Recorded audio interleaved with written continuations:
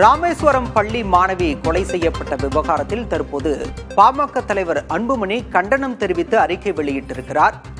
காதல் விவகாரத்தில் பள்ளி மாணவி குத்தி கொலை செய்யப்பட்டார். இந்த நிலையில் இந்த சம்பவத்திற்கு பாமக தலைவர் அன்புமணி ராமதாஸ் கண்டனம் தெரிவித்து அறிக்கை வெளியிட்டிருக்கிறார். ராமேஸ்வரம் பள்ளி மாணவி கொலை சம்பவத்துக்கு பாமக தலைவர் அன்புமணி கண்டனம் தெரிவித்திருக்கிறார்.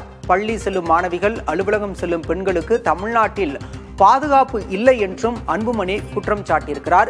திமுக ஆட்சியில் 2021 முதல் 2023 வரையில் மட்டும் 217 குழந்தைகள் கொலை செய்யப்பட்டிருப்பதாகவும் அவர் தரவுகளோடு பதிவு செய்திருக்கிறார்.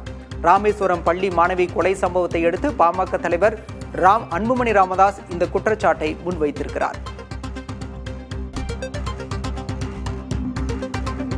தற்போதைய செய்தியாக பார்க்கின்றோம். ராமேஸ்வரத்தில் காதல் விவகாரத்தில் +2 மாணவி குத்தி கொலை செய்யப்பட்டார். இந்த விவகாரத்திற்கு கண்டனம் தெரிவித்து பாமக தலைவர் அன்புமணி அறிக்கை வெளியிட்டிருக்கிறார். அதில் தமிழ்நாட்டில் பள்ளி செல்லும் குழந்தைகளுக்கு பாதுகாப்பு இல்லை என்ற குற்றச்சாட்டையும் முன்வைத்திருக்கிறார்.